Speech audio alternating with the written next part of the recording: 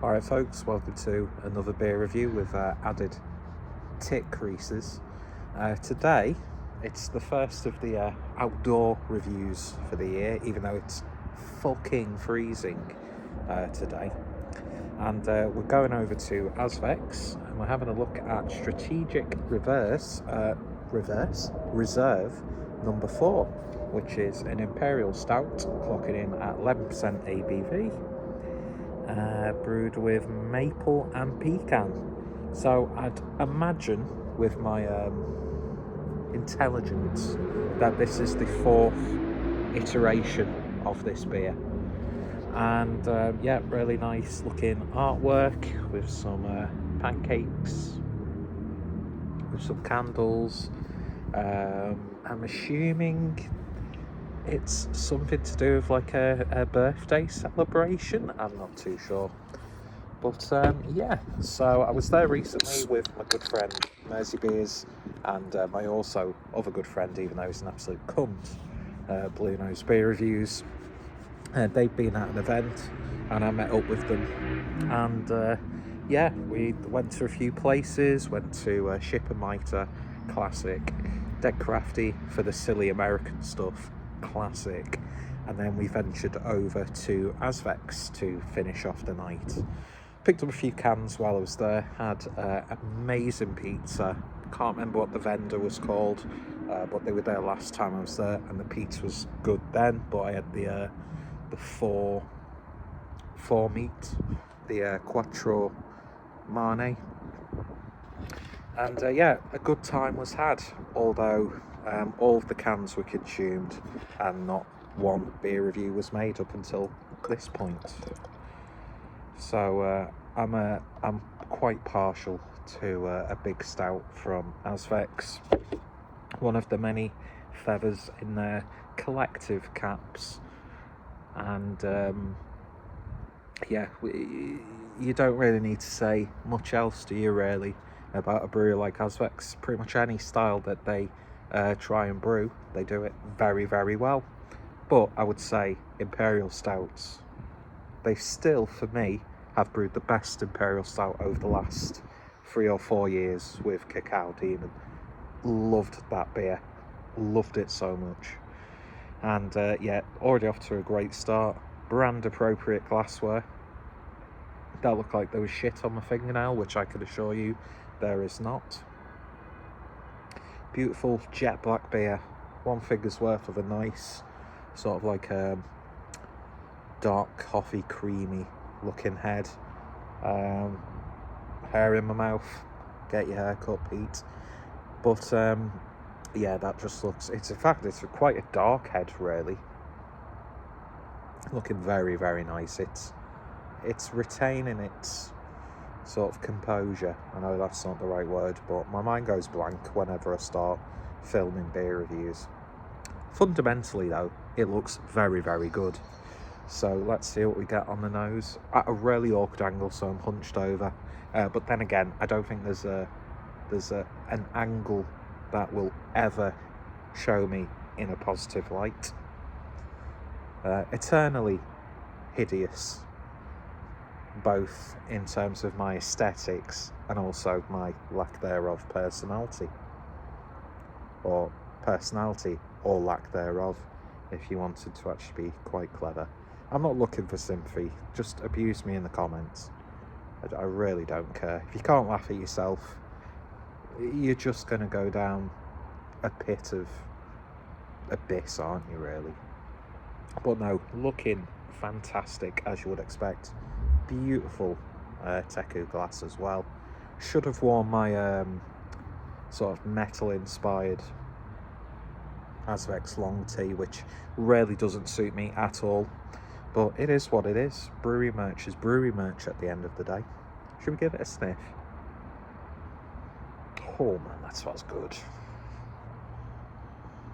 Yeah, a fuck ton of maple, and there's a fuck ton of pecan. There's also like a general roasty sweet nuttiness there, a little bit of chocolate, wafer biscuit, blue riband, Probably one of the most common aromas on an Imperial Stout, I would say.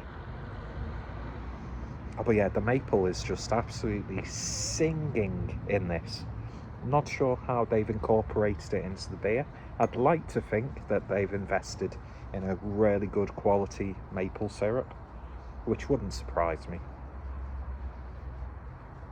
Oh, it's cakey, and it does have that sort of like freshly baked, fluffy, thick pancakes, like a McDonald's breakfast, a McDonald's pancake breakfast, and I mean that with the highest form of compliments. Even though it's not my go-to when it comes to the McDonald's breakfast, double sausage and egg McMuffin, please. Yeah, it just smells really fucking good. Let's give it a taste. Cheers, everyone.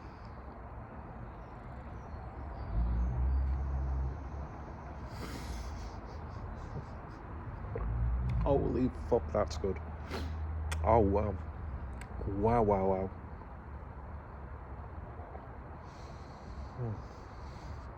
There's just an instant hit of flavour as soon as that beer enters your mouth. Coats the palate beautifully. It's thick, it's syrupy, like really syrupy, velvety, a little bit oily. You get a little bit of a roastiness on the back end, dries the palate out somewhat. Has that sort of like generic, you know, pumpkin pie spice character, which it sort of dries your tongue out, doesn't it, really? A little bit of nutmeg. Again, hints of chocolate in there.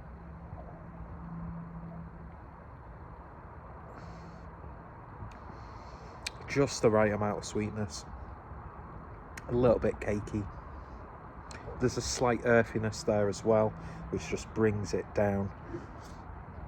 I don't mean bring it down in a negative way, I mean just like reins it in so it doesn't become too silly or sickly sweet.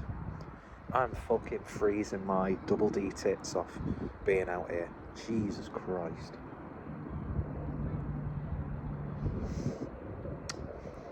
God, that's fucking well nice. That's absolutely beautiful.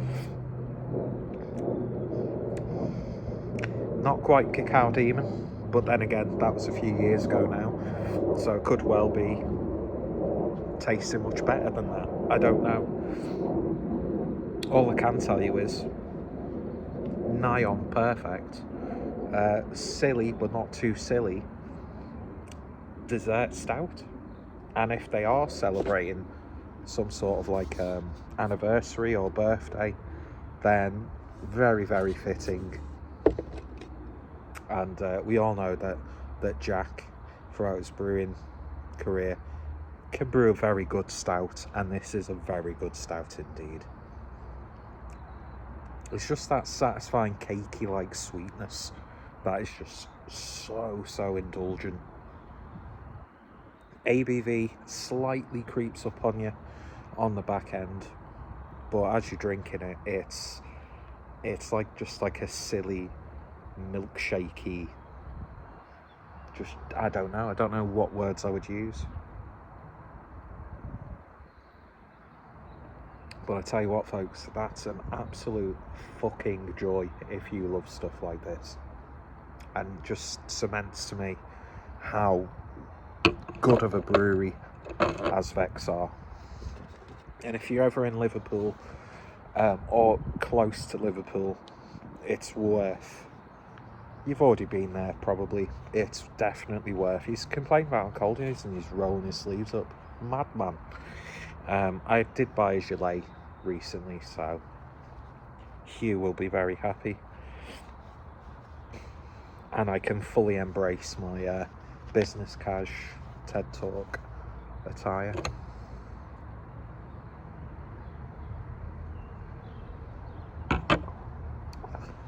A little bit distracted because someone walked past, get very self-conscious. But it is what it is, folks. I'm a content creator at the end of the day. Do you know what I'm also getting? And I really like this. A bit of a Galaxy Minstrel flavour. Even though fuck Galaxy, which I think is Mars, fuck Cadbury's, stop putting palm oil in stuff. It doesn't do you any favours consuming it. It's just a shortcut, and you're still charging an arm and a leg, if not more, for what has become substandard chocolate. Although I do like mini eggs, and I still do like 90% of Galaxy's chocolates. So I'm a hypocrite, but I take a stand, kind of. I'm starting to sound like Lukuna. If you know who that is, then first of all, you've got a great taste in music, but also we should be very good friends. Anyway, Lukuna Bomber, look him up on Instagram. Very, very, very funny man, and quite a talented DJ. Anyway, folks, I'm freezing. I'm reverting, it's that cold, in my skinny jeans and Uniqlo t-shirt, Uniqlo checkered shirt, tits, and yeah, phenomenal beer that. Absolutely top drawer, just what I want, and yeah, highly recommended.